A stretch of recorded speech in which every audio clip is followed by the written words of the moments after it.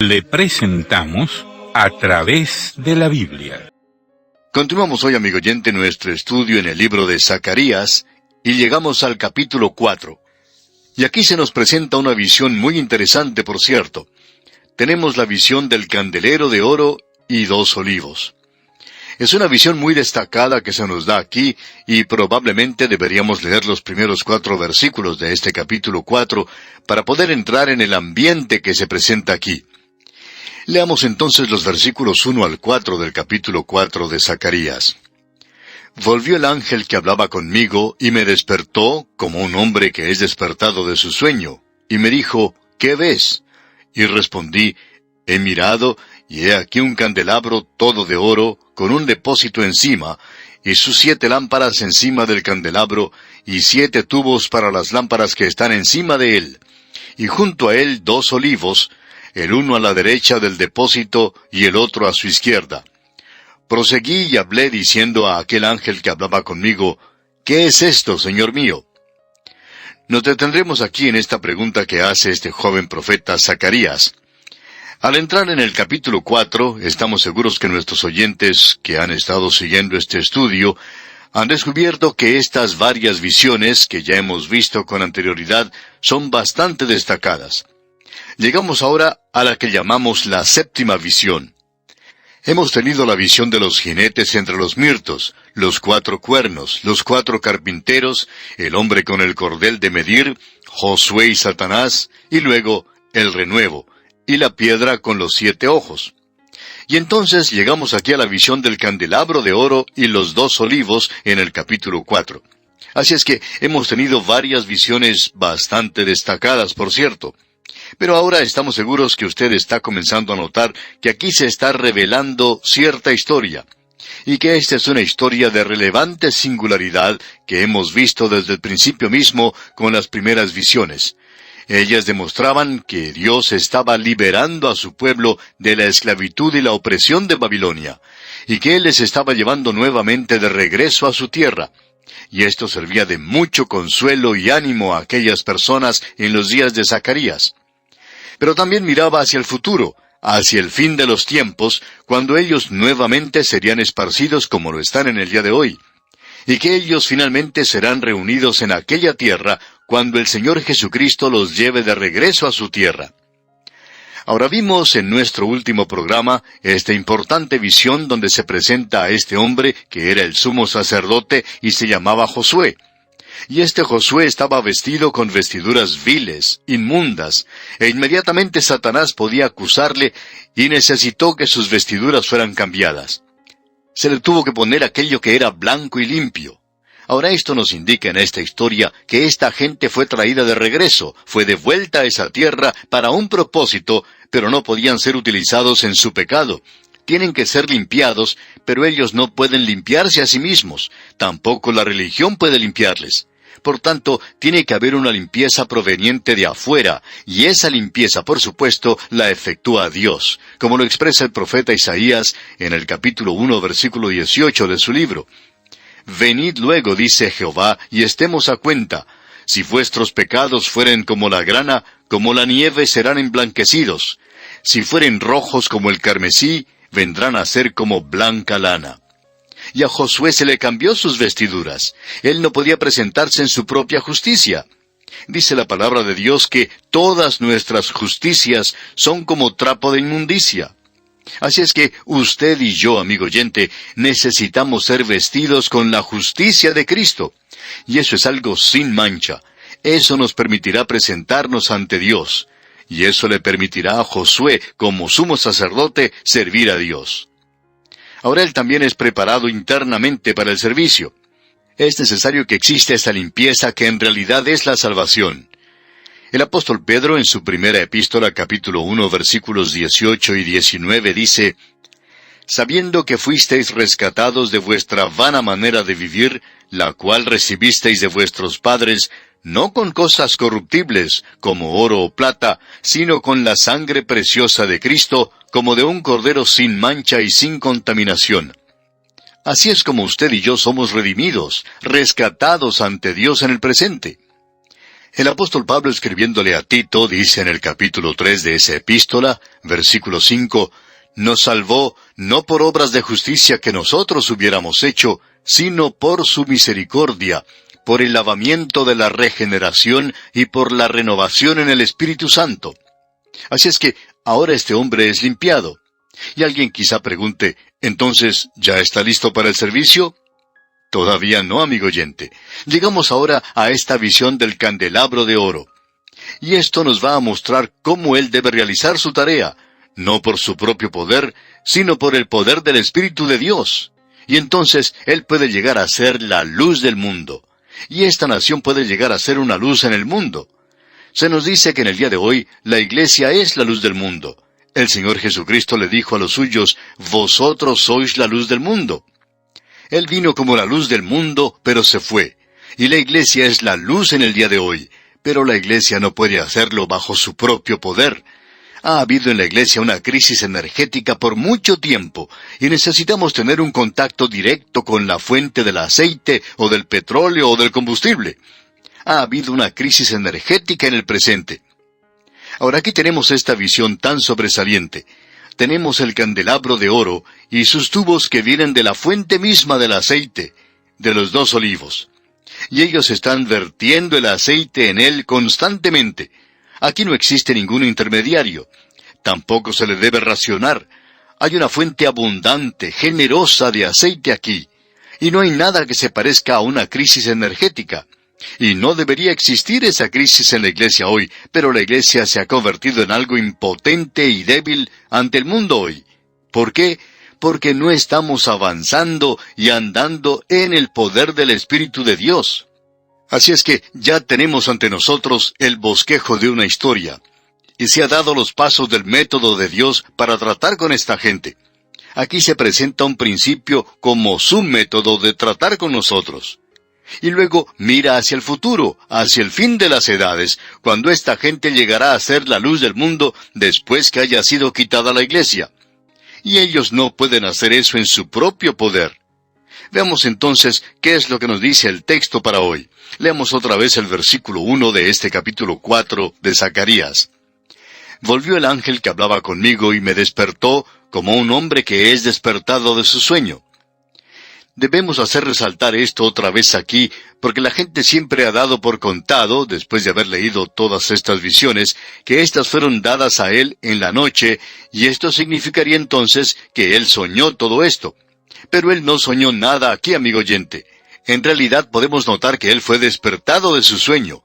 Se nos dice aquí que este hombre estaba durmiendo y que fue despertado de su sueño.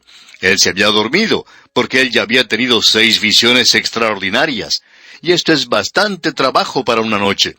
Parecería como que estuviera trabajando horas extras, ya que había trabajado durante toda la noche. Y es hora, pues, de que él tuviera un poco de descanso, un pequeño descanso. Así es que, después de haber recibido la 6ª visión, se durmió.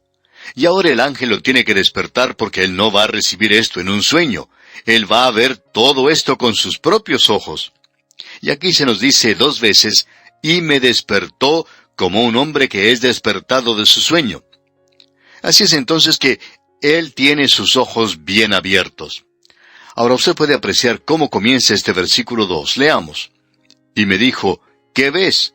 Y respondí, he mirado, y he aquí un candelabro todo de oro, con un depósito encima, y sus 7 lámparas encima del candelabro, y 7 tubos para las lámparas que están encima de él. Usted puede apreciar, amigo oyente, cómo comienza este versículo, y le dice, ¿qué ves? El ángel estaba preguntando qué veía este hombre, y él responde, he mirado. Así es que él estaba utilizando sus ojos para esto. Y vemos que responde, he mirado, y he aquí un candelabro todo de oro, con un depósito encima, y sus 7 lámparas encima del candelabro, y 7 tubos para las lámparas que están encima de él. Esta es una visión sobresaliente, por cierto. El candelabro de oro es algo bastante conocido para él. Es uno de los símbolos de la nación de Israel. Hay muchos símbolos de esta nación que son usados en las Escrituras. Uno de ellos es la zarza ardiente que vio Moisés. Otra es la vid. Y vemos que Isaías habla de esto. Y hoy el Señor Jesús es esa vid para la iglesia. Usted es salvo hoy, amigo oyente, no por pertenecer a alguna nación, o porque pertenece a cierta clase de personas, o porque pasa a través de cierto rito, o porque pertenezca a alguna religión o haga alguna ceremonia religiosa. Él es la vid verdadera hoy, y esto indica que usted puede o no puede estar unido a Cristo. ¿Qué es lo que significa ser salvo hoy? Significa el estar en Cristo. Usted está en Cristo, confiando en Él como su Salvador personal. Así es que lo que tenemos aquí es otro símbolo. De paso, digamos que el olivo también es usado como un símbolo de esta nación en ciertos lugares. El apóstol Pablo lo utiliza cuando habla ya en su epístola a los romanos en cuanto a derribar el olivo silvestre y que otro crecerá, y ese olivo es Israel. Así es que ahora tenemos este candelabro de oro, en hebreo menora, y es interesante ver que hoy la nación de Israel utiliza en esa tierra el menora. Es un candelabro de 7 brazos y tiene 7 lámparas sobre él. Este fue uno de los artículos que se utilizó en el tabernáculo y más adelante en el templo. Y era sin lugar a dudas una de las cosas más hermosas que adornaban el tabernáculo, y había 7 artículos allí. Este había sido hecho de oro macizo, labrado a martillo. Bezaleel, el artesano, un hombre lleno del Espíritu de Dios en sabiduría y en inteligencia, en ciencia y en todo arte, fue quien lo diseñó, y era algo muy hermoso. Tenía 7 brazos, 3 de cada lado del brazo principal, y luego este brazo principal hacía el número 7. Cada uno de estos brazos culminaba en una copa en forma de flor de almendro, y allí se colocaba la lámpara. Ahora esto era entregado al sumo sacerdote. Él tenía a su cuidado el candelabro de oro. Él encendía las luces de las lámparas al atardecer cuando ellos acampaban en su marcha por el desierto, y permanecían siempre encendidas porque él estaba agregando aceite continuamente. También era su labor el cuidado de las lámparas. Él se cercioraba que ardieran apropiadamente. Y encontramos el mismo cuadro en el libro de Apocalipsis.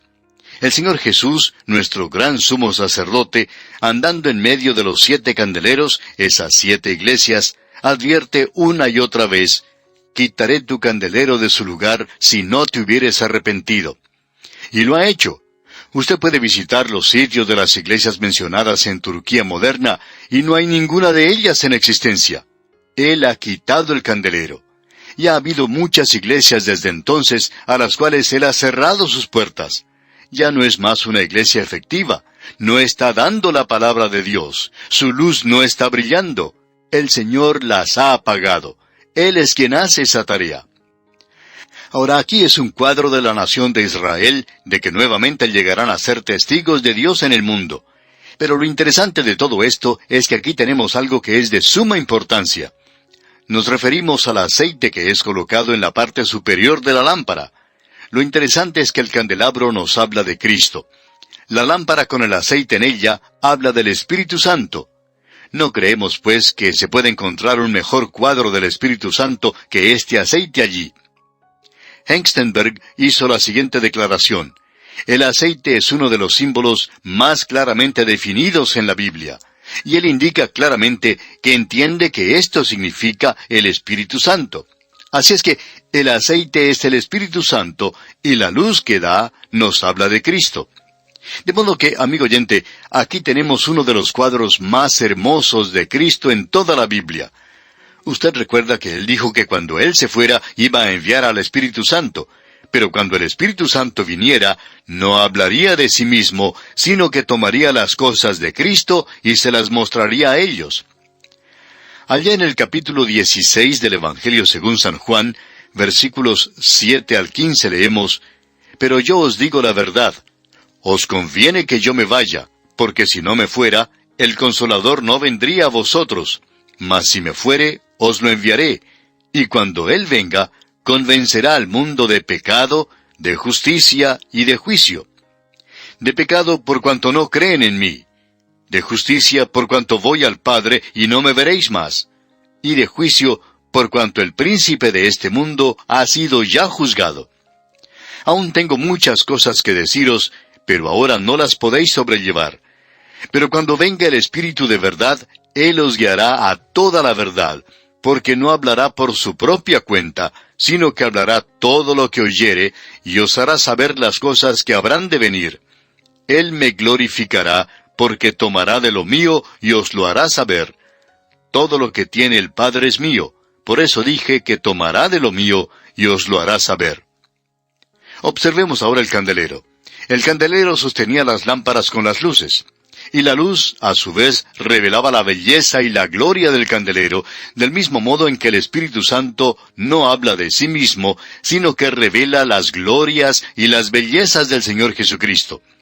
Así es que esta gente tiene que testificar de Él y por Él algún día. Y el símbolo popular del día de hoy es el menora. Uno no ve la higuera o la vid o cualquier otra cosa o el olivo, pero sí ve el menora. Cuando la nación celebra un nuevo aniversario, uno puede observar el menora pintado por todas partes. Y ese es el cuadro que se nos presenta aquí. Ahora hay algo nuevo que ha sido presentado aquí en esta visión, y es algo que uno no tiene en las instrucciones para la construcción del candelero y de su colocación en el tabernáculo y más tarde en el templo. Y es que sobre el candelero hay una gran reserva, podríamos decir, un gran tanque para el gas. Y cada lámpara estaba conectada a esa reserva. Y eso es lo que es nuevo. Leamos el versículo 3 de este capítulo 4 de Zacarías. Y junto a él 2 olivos, el uno a la derecha del depósito y el otro a su izquierda. Había tubos que salían del olivo, el olivo vertía su aceite, y ese aceite iba a parar al depósito, al tanque, y de ese tanque o depósito iba a parar a tanques diferentes, separados. Así es que aquí tenemos algo nuevo que se ha agregado. Ahora, los olivos aquí son definitivamente el poder civil y el poder religioso de aquel día. Zorobabel representaba al poder civil y Josué representaba al poder religioso de aquel día. Es decir, que ellos eran los líderes en relación a esto. Bueno, vamos a continuar tratando con este mismo asunto, Dios mediante, en nuestro próximo programa. Pero aquí tenemos al olivo, algo nuevo, directamente conectado con el candelero, y eso es importante de notar. Y de aquí, Zacarías va a sacar uno de los grandes principios que encontramos en toda la palabra de Dios. Eso lo veremos, Dios mediante, en nuestro próximo programa. Es nuestra oración que Dios le bendiga ricamente. Continuamos hoy, amigo oyente, viajando por el libro de Zacarías, y volvemos a este capítulo 4. Y en nuestro programa anterior habíamos llegado hasta el versículo 4. Usted recordará que esta es la visión del candelero de oro y los olivos. Este candelero es idéntico al que se encontraba en el tabernáculo y más adelante en el templo. Es probablemente el cuadro más completo y mejor de Cristo que tenemos en el tabernáculo. Ahora, la medida nunca fue dada porque el oro habla de la deidad de Cristo. Y este era un candelero de oro y uno no puede medir la deidad. Así es que nunca fueron dadas las medidas, pero fue hecho de una forma maravillosa. Fue hecho en la forma de una flor de almendro, y allí en esa copa se colocaban pequeñas lámparas, luego de haber sido llenadas de aceite. Las mechas de sus lámparas habían sido cortadas para que dieran buena luz. Y el candelero habla del hecho de que el Espíritu Santo toma las cosas de Cristo y nos las muestra. El candelero contenía el aceite y la luz era dada. Este es el Espíritu Santo, y Cristo envió al Espíritu Santo al mundo. Pero el propósito del Espíritu Santo era el de tomar las cosas de Cristo y mostrárnoslas. Así es que la luz revela la gloria y la belleza del candelero. Ese es el cuadro que tenemos ante nosotros. Pero usted recordará que Él también había dicho que nosotros debemos ser luces en el mundo hoy. Él no está aquí, por tanto, nosotros, su iglesia, debemos ser la luz en el mundo. Ahora, en este candelero y en esta visión aquí, tenemos un arreglo muy hermoso de estas visiones que fueron dadas a este hombre Zacarías. Es casi como el tomar ciertos pasos, como subir ciertos peldaños, y nos cuentan una historia. Estas visiones revelan un cuadro completo y hermoso cuando las juntamos todas, y tenían un cumplimiento local. Zacarías dio estas visiones al pueblo para animarles. Esta gente había estado en la cautividad en Babilonia, y habían salido de ella. Y Dios les ha presentado claramente que todo esto ocurrió según los arreglos de Dios y según su propio plan y según su propósito. Pero ahora ellos han regresado a su tierra y ellos deben ser limpiados de sus pecados. Y habiendo sido limpiados y llevados a la relación correcta con Dios, con sus pecados perdonados, ahora ellos pueden rendir un testimonio efectivo para Dios. Ese es el cuadro que se nos presenta aquí.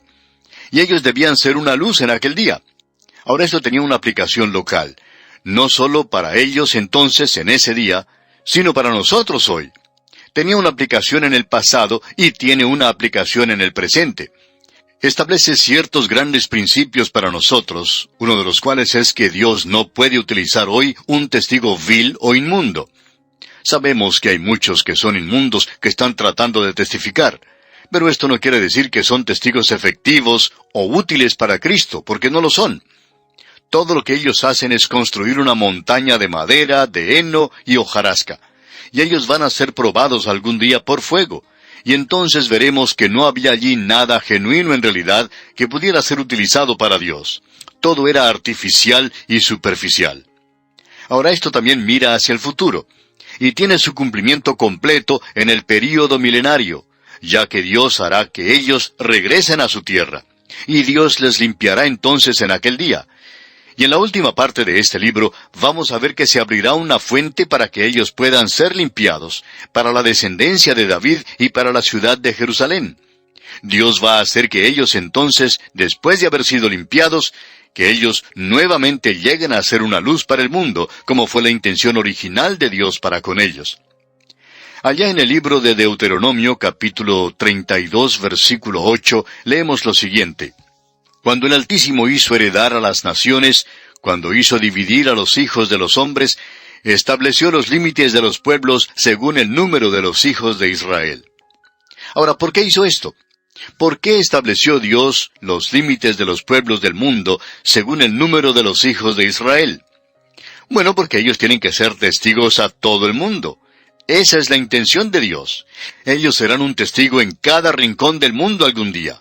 Dios lo hizo de esa manera. Ellos fracasaron en el pasado y la iglesia ha fracasado también en el presente. Se nos dice que debemos ir por todo el mundo. Pero ¿cuántos lugares en el mundo hoy no tienen ningún testimonio, ningún testigo? Esa es una de las razones por la cual nos gusta tanto trabajar por radio. La radio está penetrando a lugares donde no puede llegar ningún testigo humano. En cierta ocasión recibimos correspondencia de Sudamérica, donde se nos informaba que un joven llegó a conocer a Cristo escuchando el programa radial. Y él inmediatamente llegó a ser el predicador de su localidad. ¿Por qué? Porque allí no había ningún predicador y él era el único testigo en esa ciudad. Y él llegó a ser un evangelista muy ferviente. Él llegó a ser una luz para el Señor en ese lugar. Así es que debemos ver que en el día de hoy la radio está penetrando y levantando a multitudes que son testigos para Cristo. De modo que este versículo tiene mucho significado aquí. Y no es el único. Allá en Ezequiel capítulo 5, versículo 5 leemos: Así ha dicho Jehová el Señor: Esta es Jerusalén, la puse en medio de las naciones y de las tierras alrededor de ella. ¿Para qué? Para que pudiera ser un testigo. Y la razón por la cual ese lugar es tan sensitivo es en primer lugar porque Dios lo ha elegido y lo ha hecho de esa manera. Pero la razón por la cual lo eligió fue porque es el centro mismo de 3 continentes. Y nos referimos a África, Asia y Europa. Y está en la encrucijada de los caminos de estos 3 continentes. Y es un lugar muy importante porque ya hemos sido testigos de que no hay ningún otro lugar que sea tan sensitivo como lo es esa zona en el presente. Y ningún otro lugar ha causado tantos problemas como los que ha causado este pequeño lugar. Bueno, creemos que Dios lo había planeado de esa manera. Se encuentra en el centro mismo de las cosas. Y habrá problemas allí hasta cuando llegue a ser el centro de la proclamación de la palabra de Dios. Porque Dios ha dicho allá en el libro del profeta Isaías que su palabra saldrá en Jerusalén. Y por supuesto que eso no es una realidad en el presente, pero eso mira hacia el futuro. Mientras tanto, usted y yo, amigo oyente, debemos ser las luces en este mundo. Tiene este significado para nosotros hoy. Y como podemos apreciar, eso hace de este pasaje algo muy interesante, por cierto. Ahora, con estos antecedentes, leamos entonces lo que nos dice el versículo 4 de este capítulo 4 de Zacarías. Proseguí y hablé, diciendo a aquel ángel que hablaba conmigo: ¿Qué es esto, Señor mío? Este hombre Zacarías no tenía ninguna clase de inhibición. Él pregunta, ¿qué es esto, Señor mío? Veo estas cosas, pero ¿cuál es el significado de ellas? Notemos ahora la respuesta que le da el ángel aquí en el versículo 5. Y el ángel que hablaba conmigo respondió y me dijo, ¿no sabes qué es esto? Y dije, no, Señor mío. Lo que el ángel en realidad estaba diciéndole era sencillamente esto. Tú debes saber esto. Si no lo sabes, deberías saberlo. Y esto es algo que tú deberías ser capaz de comprender. Tú sabes qué estás mirando. Es el candelero de oro, y tú deberías saber el significado de esto. Y luego el ángel le dijo, ¿no sabes qué es esto? O como ya hemos dicho, tú deberías saber lo que estás mirando. Y este hombre respondió que no lo sabía. Él dijo, no, Señor mío, no lo comprendo. Luego el versículo 6 comienza diciendo, entonces respondió y me habló diciendo, esta es palabra de Jehová a Zorobabel. Este es un mensaje para Zorobabel. Y debemos mantener esto ante nosotros porque tiene un verdadero significado para él. Y también es un gran principio para nosotros en el presente. Y aquí tenemos este mensaje. Dice en la segunda parte del versículo 6 de Zacarías, no con ejército ni con fuerza, sino con mi espíritu, ha dicho Jehová de los ejércitos. Ahora esta expresión, no con ejército ni con fuerza, es bastante interesante. Aquí nos está hablando de fortaleza física. Tiene que ver con lo que llamaríamos hoy agilidad mental. Es aquello que tiene que ver con una decisión sabia. Así es que podríamos cambiar la lectura un poquito aquí y decir, no por cerebro ni con fuerza muscular, sino con mi espíritu, ha dicho Jehová de los ejércitos. Y esto era de mucho ánimo para Zorobabel. Zorobabel era el gobernador civil. Josué era el gobernador religioso. Y estos dos personajes representaban estos dos olivos que estaban proveyendo el aceite para el candelero. Pero el mensaje es sencillamente esto, que esto no va a ser hecho por su propia inteligencia, por su habilidad, y eso no va a hacerse por su fortaleza física, sino que el templo será construido por el Espíritu de Dios. Y amigo oyente, si el Espíritu de Dios no está en nuestras actividades hoy, éstas no van a llegar a nada, porque Dios no está haciendo su obra por medio de habilidad mental o por fuerza muscular. A nosotros nos gusta hablar de alguna persona que es ingeniosa, decimos, de algún predicador que es muy inteligente, que puede preparar sermones y mensajes muy interesantes. Pero amigo oyente, la obra de Dios no se lleva a cabo de esa manera.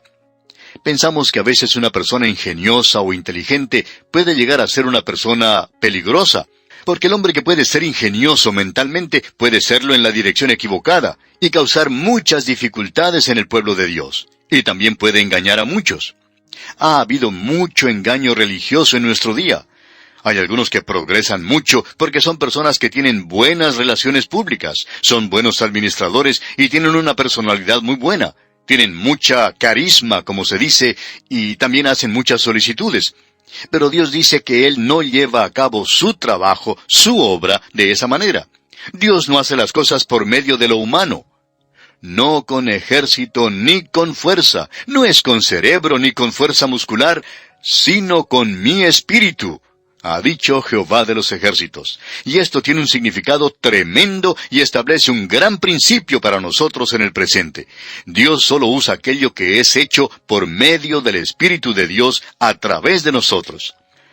Hablando personal y honradamente, amigo oyente, cualquier cosa que nosotros hagamos en la carne será por medio de nuestro propio esfuerzo, y por haberlo hecho nosotros, Dios lo aborrece. Él no lo puede utilizar y tampoco lo va a utilizar.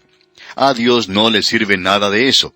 Y esto llegará a ser nada porque no es sino algo que nosotros mismos hemos hecho, y es como el heno que es consumido por el fuego. Dios quiere hacer su obra a través de nosotros, y tiene que ser por medio del poder del Espíritu Santo. Eso es lo importante de ver de nuestra parte aquí.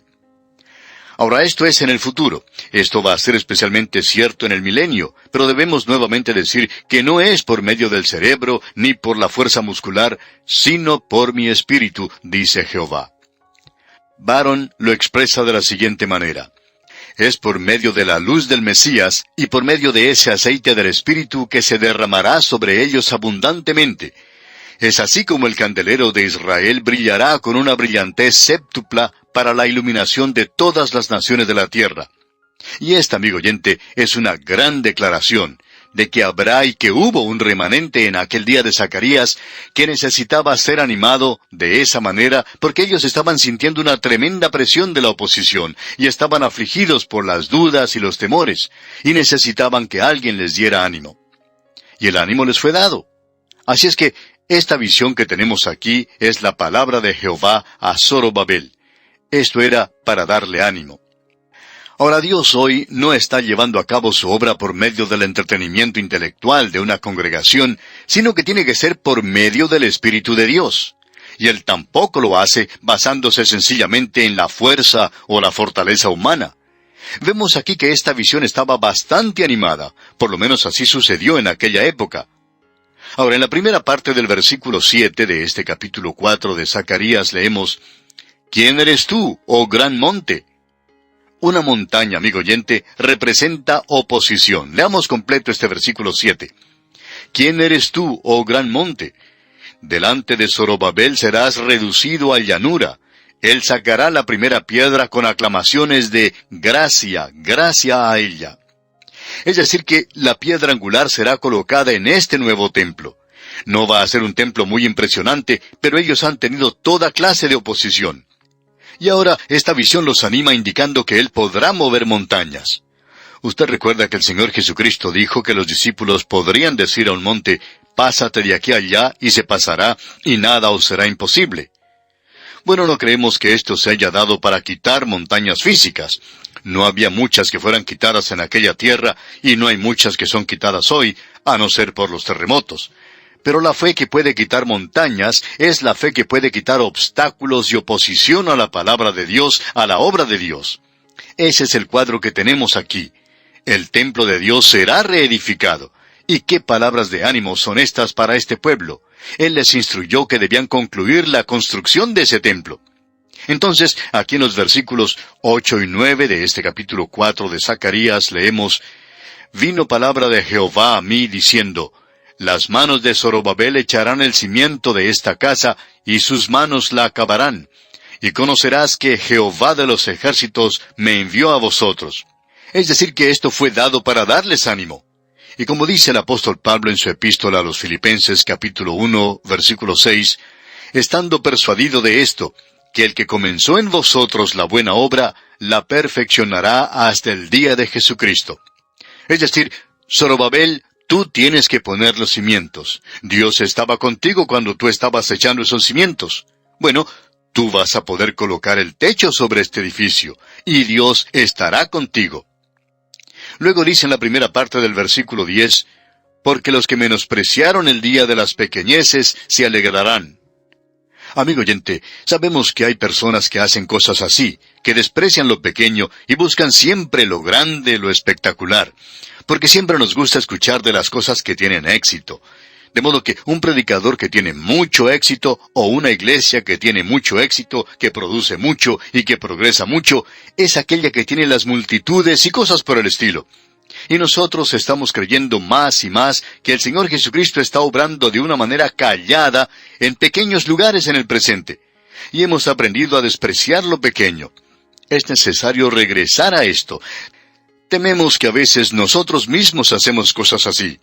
Nos desanimamos enseguida cuando la correspondencia no llega en grandes cantidades.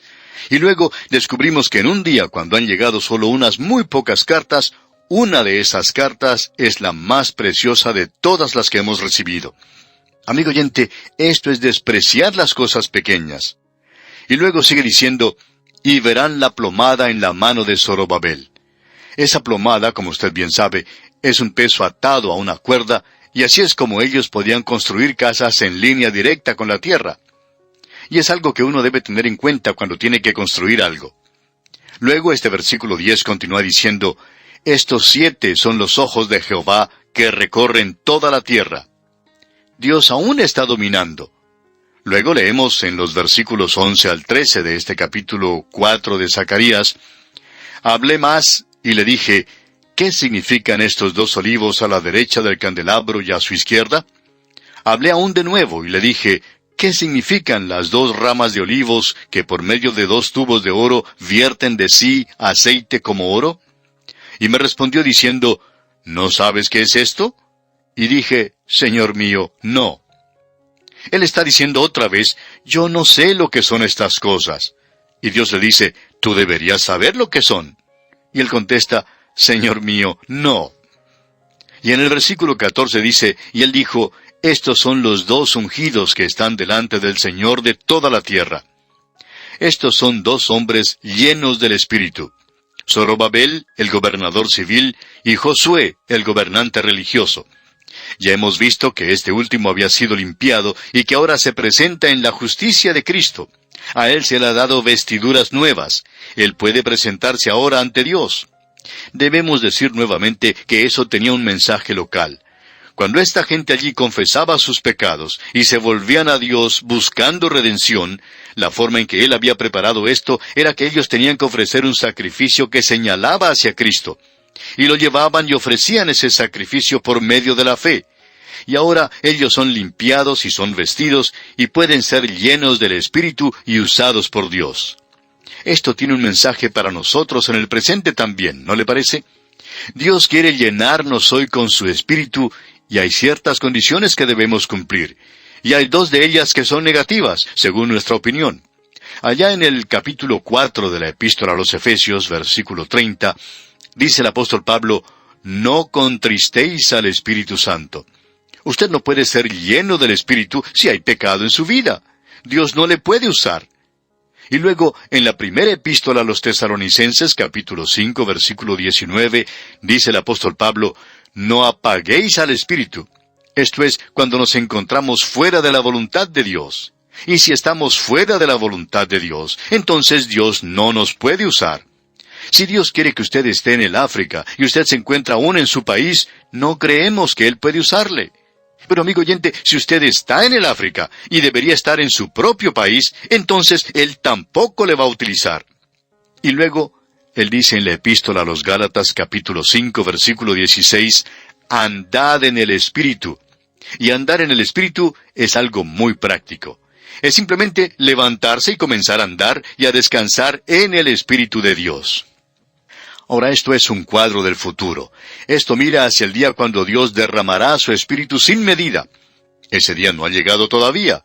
Nosotros pensamos que hay muy poco del derramamiento del Espíritu en estos días. Pero en aquel día, Él dice, derramaré mi Espíritu sobre toda carne. Y ese día todavía está en el futuro. Esta profecía que tenemos aquí en el capítulo 4 de Zacarías es algo sobresaliente, por cierto. Dios mediante, en nuestro próximo programa vamos a entrar a algo que es realmente fascinante. Vamos a ver que el primer astronauta no fue un hombre, sino una mujer. Créalo o no, esto es lo que vamos a considerar, Dios mediante, en nuestro próximo programa. Que Dios le bendiga, es nuestra ferviente oración.